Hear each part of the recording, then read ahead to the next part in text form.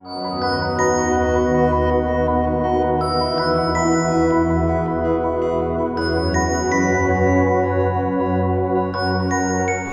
til Odense Blomsterfestival 2013.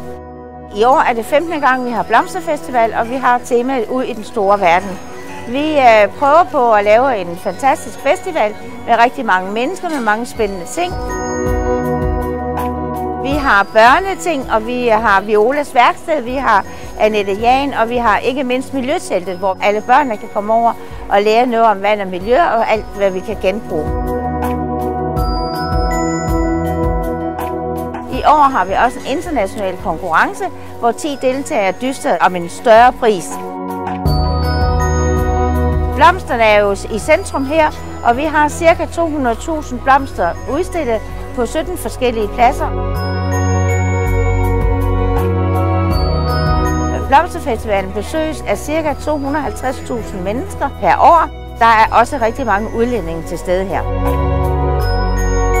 Nu er vi kommet ind i Rådhushallen, som vi i år har omdannet til Titanic. Og som I kan se her, er det jo fantastiske blomsteropsætninger. Vi har sat vægge op, som skal illudere, at vi har tapetseret en salon her. Vi har lavet store opsætninger, som vi fornemmede, at der var på Titanic i 1914. Og så går vi herhen af, og så er det op til 2013, hvor vi så har helt den nye trend.